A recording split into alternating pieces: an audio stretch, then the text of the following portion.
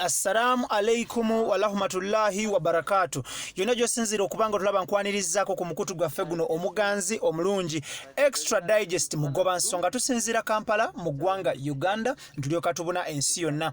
Nkutegeeza nti okulaba program eno n'okulaba waako n'atambulwa obulungi nkujjukiza nti twafuna abavujjirizi abazira kisa abeewaayo okuteeka ssente mu program ne ku mukutu guno okuli Sozo Property Consultants Eugene nga bano basinzira Kireka wali Kamuli Road meters 15 zokka ku mukono gwo ogwa ddyo ng'oyambuka. Nga bano baabakana n'eddimu ly'okugula ebikozeeko ebyawaka office restaurant oba saloon era nga bano bakugamba nti alina kyotunda nga kyawaka beekwate aba Sozo Property Consultants Eugene. At the same time nyongera okujjukiza nti era twafuna omuvujjirizi omulala amanyiddwa nga Sankago Shipping Company nga bano basangibwa ku Arua Park ekizimbe ekimanyiddwa nga 14 Plaza GF07 nga office number nga bano babakana n'eddimu ery'okusaabaza emmaali okuva e China okutuuka e Mombasa munaku 18 n'okuva e Mombasa paka Kampala. Sankago Shipping Company era nabo beekwate banoonyeeko ku mutimbagano ku mukutu gwa Facebook nga bano bagamba nti omusuubuzi tobeereeyo n'olemererwa okusuubula lwa ssente weekwate Sankago Shipping Company. Olunaku olwaleero tusinzidde wano ku gye bayise Commercial Court wano ku luguudo olumanyiddwa nga Kyaggwe Road okuliraana ekitebe kya Bufalansa mu ggwanga Uganda era nga tuzze tukola okunoonyereza okw'enjawulo ku musango oguli wakati w'omugagga Hamis Kigundu nga kwotadde ne banka ya Diamond Trust Bank mu bumpimpi gy'oyinza okuyita DTB Bank. Mu nsi muno okuviira ddala ku muntu asookerwako wansi eyo tukula batukubiriza okutereka mu bufuutifuuti kwe kusevinga. Teri muntu mu nsi muno gwe batakubiriza kusevinga ne waba mwana muto era nga ekisookerwako mu kusevinga kubeera okuteeka ssente mu banka ez'enjawulo ku ssemazinga wa Africa. Nkutegeeza nti zisinziira mu nsi z'abakyeruppe. Ekyo kiri ku likodi kijja kunze tebakulimba. Banka zonna zolaba ez'amaanyi ku ssemazinga wa Africa ziba ne gye zaava era nga bw'ogenda okubinoonyereza zino banka zaaleetebwa bakyeruppe ku ssemazinga wa Africa. Naye nga ebiseera ebisinga ogenda okukizuula bw'oti nti gwe maama wange omulungi atunda ennyaanya, taata wange omulungi avuga booda, muganda wange omulungi ali ku kyeyo mu Middle East, mwannyinange omulungi ali ku kyeyo, muganda wange ali e Kampala wano asika kabalagala. Olwana nnyo oteeke ssente mu banka era nga banka tewali akusalirawo nti teeka mweno, naye ebiseera ebisinga bw'owangaaliramu ne bw'okoleramu be bakukubiriza nti owaayi teeka mu banka eno. Kati bw'okeera ku makya n'osevinga akasente ko mu banka ebiseera ebisinga otuuka ku ssa eri okwagala okukaggyayo. Mu kukateekayo bakwegayirira n'okufukamira bafukamira, mu kukaggyayo emisoso gibeera nfofoolo. Kati nno ate mwana waccu bwe kituuka ku kwewola n'ogamba ndi muganzi nnyo mu banka eno emanyiddwa so and so njagala kwewola. Bw'oba wakwewola emiliyoni 10, emiliyoni 2 ekyokulabirako ozibalekera. Bakugamba nti wano balooya, nti wano printing, nti wano kyesingironi, nti simanyi legal fees n'ebigwa mu kkowe eryo. N'obeera nga weewoze emiliyoni 10 mu biwandiiko naye ng'ewaka ogenze na 8. Bwe kituuka mu kuzzaayo bakubinika interest oba amagoba ge bakubinika. Mwana wa maama ogenda okutuuka okuzzaayo essente zino nga mu butuufu okoleredde bo. Era kino nkiddamu okukibategeeza nti ebiseera ebisinga ebintu by'abantu bitwalibwa mu ngeri etategeerekeka. Banka zino we ziba zinaakuwa looni ekuwa omugugu gw'ebiwandiiko naye bw'otuuka okubiyitamu bakugamba tofaayo, teeka wano omukono ne wano teeka wano omukono. Bwe batuuka okubawa ekiki ekikalu nga batandika okuggirayo obukwakkulizo bwe bataganya kusoma. So olwaleero tusazeewo tuinvestingekokko mu banking sector mu ggwanga Uganda ne ssemazinga wa Africa era ng'ekyokulabirako tusazeewo tutunuulire emberebezi eri wakati w'omugagga Hamis Kigundu ne banka ya Diamond Trust Bank. Era nga njagala kutegeeza nti olwaleero ng'ennaku z'omwezi 31 omulamuzi ow'ekitiibwa amanyiddwa nga Henry Adonyo atudde mu musango guno ng'era waliwo okubbinkana obutakkaanya n'okusika omuguwa wakati w'omugagga Hamis Kigundu ne banka ya Diamond Trust Bank e Kenya. Omugagga Hamis Kigundu yeemulugunya ku banka ya DTB ng'agamba nti banka eno egezaako okuvuvubika oba okubulankanya obuwumbi bwe obukunukiriza mu 200 era nga olutuula lw'olwaleero ku Commercial Court wali ku Kyaggwe Road mu Kampala e Nakasero omulamuzi Adonyo Henry yagubadde mu mitambo ku ludda lw'omugagga Ham akiikiriddwa bannamateeka aba Muwema and Company Advocates ate nga yo DTB Kenya ekiikiriddwa KK Company Advocates. Olwo nno olutuulo olusoose olubaddewo ku ssaawa zibadde 5 lwekulungudde nga wonna omugatte zibadde dakiika 40 omulamuzi n'asaba enjuyi zombi zidde ebweru ziteeseganye. Mu mbeera eno omulamuzi era ayimirizza kkooti n'agiwummuza n'asalawo nti kkooti ekomewo ku ssaawa 7 zennyini baddemu bawulire enjuyi zombi. Okwongerayoko okutegeeza nti atategedde KK Advocates eno ye Kiryowa Kiwanuka Company Advocates abatuula mu bitundu by'e Kololo ate nga yo Muwema and Company Advocates nabo batuula mu bitundu by'e Kololo. Omugagga Hamis Kigundu yaddukira mu kkooti y'obusuubuzi. Jjukira emisango gino givaaringa. Bw'owaaba ogw'okubba essimu toddukira mu Commercial Court oba High Court oba ne kkooti esookerwako gy'oddukiramu. Tuyina Commercial Court, tuyina High Court, tuyina Grade 1 Court n'ebigwa mu kkowe eryo. Era nga ye omugagga Kigundu bwe yafuna okwemulugunya ku DTB Bank yaddukira mu Commercial Court n'awaaba omusango ng'agamba nti DTB Bank eyagala kubulankanya obuwumbi bwe 200 era nga omusango omulala gwawabira banka eno gwe gw'okwojja mu Uganda okakkalabizaamu nga teyina layisensi. Kino kinajjukirwa era kinaategeerekeka nti banka oba institution yonna oba kampani bw'eyingira mu nsi okukoleramu emirimu kitegeeza ekisookera ddala tejja kusasula musolo kubanga erimu mu bukyamu. Ekyokubiri ku kyo egenda kola kye bayita money laundering okufulumya n'okuyingiza ensimbi mu bukyamu. Era nga wano Ham oba omugagga Hamis Kigundu agamba nti banka eno teyina layisensi egikkiriza kuoperatingira mu ggwanga Uganda. Kitegeeza eno banka tejja kusasula misolo. Kitegeeza n'abakozi ejja kubayisanga bw'eyagala okusinziira ku tteeka eryo nti ejja kugamba toyina wonkwatira. So gye bigenza okuggwera nga gino gyonna bwe bumu ku bukwakulizo omugagga Ham bw'ataddewo mu banka. Wabula wakati mu butakkaanya bw'enjuyi zombi omulamuzi Adonyo asabye bapuliida bombi ab'enjuyi zombi batuuke ku nzikirizaganya ez'enjawulo era nga oluvannyuma mu mbeera eyo batuuse ku nzikirizaganya oluvannyuma lw'essaawa 2 olwo ne badda mu kkooti. Puliida w'omugagga Ham Kigundu amanyiddwa nga Fred Muwema asabye kkooti nti singa kizuulibwa nga DTB terina lukusa kukolera mu Uganda ayagala kkooti awatali kuwananya egobe obujulizi bwa DTB Kenya mu musango guno. Oluvannyuma ng'omulamuzi amaze okuwuliza enjuyi zombi mu musango guno ogw'okubulankanya obumbi obukunukiriza mu 200 omulamuzi wa kkooti y'obusuubuzi Henry Adonyi ataddewo ennaku z'omwezi nga 5 omwezi gw'Okutoba okusala eggoye. Omusango guno ogwogerwako katini nnyo okujjukiza guli nti omugagga Ham Kigundu avunaana oba awaabira banka ya DTB Kenya okwagala okubulankanya obuwumbi bwe 200. Mu lutuulo olwokubiri omulamuzi mwasinzidde nti omusango gwakuddamu okuwulira nga ennaku z'omwezi 5 omwezi gw'Okutoba. Bannamateeka b'enjuyi zombi mwe basinzidde ne bakkaanya okuwaayo obujulizi mu ngeri zino wammanga. Oludda oluwaabi lwakuleeta abajulizi 10. Kitegeeza nti wano omugagga Hamis Kigundu waakuleeta abajulizi 10. Ate oludda oluvunaanwa olwa DTB Kenya lwakuleeta abajulizi 7.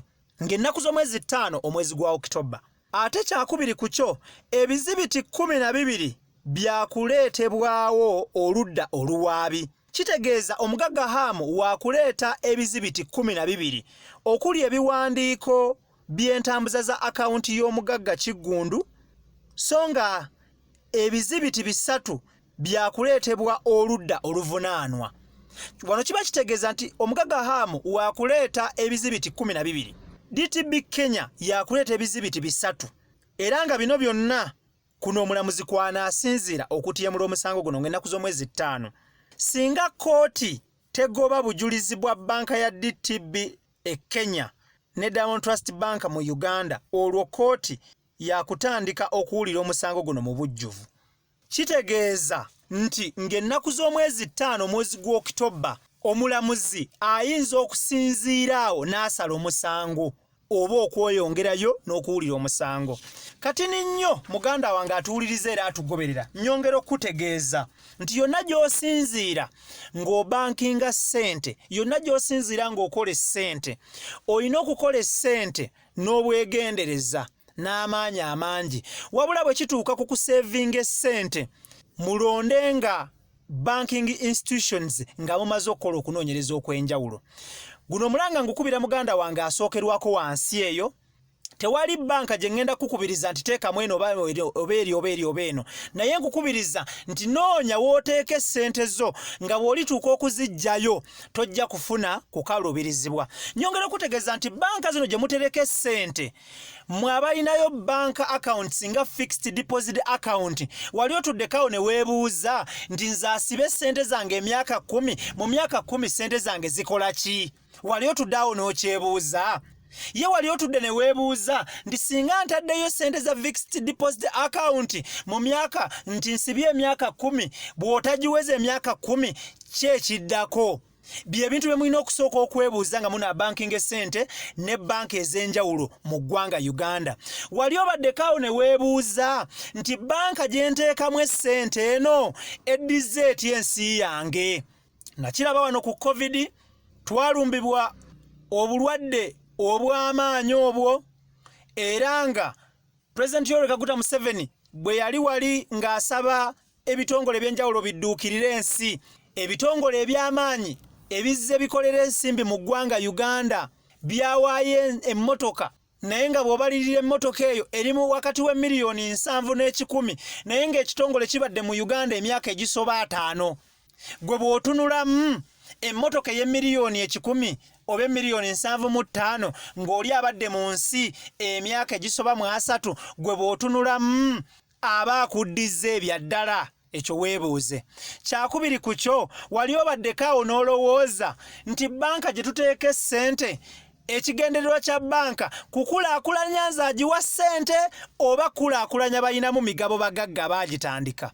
Ebyo nno mwana wattu bye njagala okulekera olunaku olwaleero. Mwenna mukimanyi nti nakola account reconciliation ne audit n'ensanga nga banka emu wammanga gye mumanyi nga Diamond Trust Bank bajja obukadde 23 ku account yange n'obuwumbi 24. In total it is approximately billion 12. N'alisazeewo n'ensirika n'ekyamukisa mulungi butuufu Katonda ansitudde era antadde waggulu okusinziira mu mbeera gye ndi mwenna gye mulaba. Kiba kya bulyaza amaanyi okubeera nga nsirise buli ne sitavaayo okulaba nga abantu bano bava ebweru gye bava ne bajja ne batwala ssente zaffe zonna ne bakukumba. Si kya bwenkanywa eri eggwanga lyattu Uganda, era ky'oba olaba Bannayuganda abasinga mutera ne mwekubira mu bintu bya entertainment ne kipolitics ne musuuliridde nnyo structures, policies, kugamba ezira fundamental pillars okulaba nga eggwanga likola ki ligenda mu maaso. Kati ffe ng'Abahamu Katonda baasaasidde, singa batuvuddeyo wammanga okulaba nga tulwanisa embeera ng'eno. Era guno omusango oguli wano leero si gwa Hamu ng'omuntu, guno omusango wa Bannayuganda ffenna okutwaliza ewamu. Mukaayanira obuntu obutaliimu nene muleka bano abantu wammanga nga batwala ssente zaffe zonna zonna bazifulumya eggwanga. Tetuli baavu lwakuba tetusobola kukola, tuli baavu lwakuba sisitimu etutambulira tetufevaringa. Nabagamba wammanga nti banking system twetaaga banking reforms. Banks ekisooka ziri very discriminative against Ugandan. Ekintu ekyo nakuba omulanga mu gavumenti n'amabaluwa nenga wandiika nti kirina okukyusibwa. Ensonga ey'okubiri ne ŋŋamba nti bank zijja wano nga tezirina capital, zikolera mu ssente zaffe. Ssente zaffe zennyini ze bakwata ne zikola capital base. It is the money they use as deposit zamwe ze muteekayo the saving. Juma zaleese ate ze bawula Akimu oba Joseph nga looni. Mu ssente zaffe mwennyini bakolera ate olumala amagoba gonna ge bakola mu mwaka guweddeko gonna ne bagasitula mu kwakku ne bagatwala okulaakulanya ensi zaabwe. Zino ssente si za Hamu, ssente zammwe.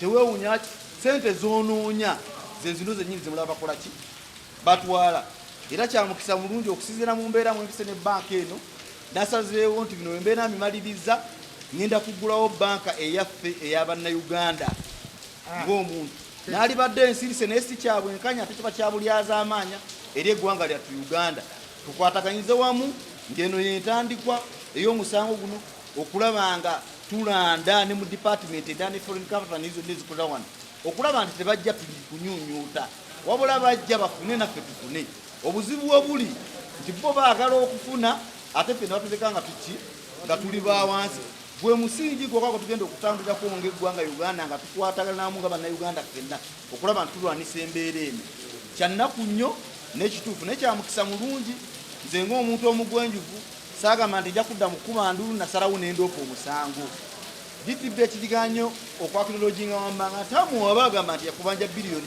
120 wazijja ku akawunti ndeeta obujulizi nti bannange nedda saakola ki saagidde mufo kyokudda okubuzaabuza abantu ate ffe abamubanja bali mu ditibbi temmanja. Diamond Trust Bank Kenya, banka ya Kenya terina license kukola business wano kuwola wano sente naye yawola wano egamba nti yawola wano obukadde 4.5 ye defense gye balina so ffe tugamba nti ekyo kimenya mateeka n'olwekyo kooti teteeka kukkiriza defense eyo kooti etukkiriza application yaffe gye twateekamu esooka egiwulire netuwa time ne side eri negiwa time okuteekamu reply yaabwe n'oluvannyuma kooti etuyite nga 5 October ogw'ekumi okuwa ensala yaayo oba Diamond Trust Bank Kenya ekkirizibwa okukola bizinesi wano oba tekkirizibwa. Ham agamba nti mu period y'emyaka 10 yakizuula we yakola audit nti sente ezisukka obukadde 23 obwa dola zaggyibwa mu ngeri emu oba endala ku akawunti ze ne biliyoni eza Uganda 3.4. Ekyo Hamu yagala asasulwe sente ze singa kooti ekizuula nti sente zino zaggyibwa ku akawunti ze mu bukyamu. Tugenda kwongera okunoonyereza ku musango guno because twagala kumanya gye biggweera gye bitandikidde tukulazeeyo. Ibrahim Kasage manya gange sigenda kubanga nsukka wano nyongera okwebaza abasozo property consultants UG abatuteekamu essente nga bano basinziira Kamuli Road awo ekireka meters 15 zokka nga bagamba nti bagula ebyawaka office saloon ne restaurant ebikozeko naye nga biri mu good shape. Atengera still nebaze aba Sun Cargo Shipping Company abasangibwa ku Arua Park nga bano bali ku kizimbe 14 Plaza office number GF07 nga bano babakana n'eddimu ly'okusaabaza emaali okuva e China paka Mombasa mu nnaku 18 n'okuva e Mombasa paka Kampala mu nnaku 2 buli kimu ekibeera nga kiwedde. Gw'omusuubuzi ayagala okusuubula nabo naye ayagala okusaabaliza emaali gwekwate Sun Cargo omusuubuzi abulwako essente basobola okujjulirizaawo essente olwo nno ebisigadde ne bitambula taratibu bwe mutuuke Kampala n'obasasula essente zo. Nyongera okutegeeza nti yenna akola essente mu nsi muno tukolerera kuba bulungi na kupatikanira kuba bulungi. Teeka essente yo woolaba nti toofune musoso oba muziziko gwonna mu kwagala okugijjayo okugikozesa.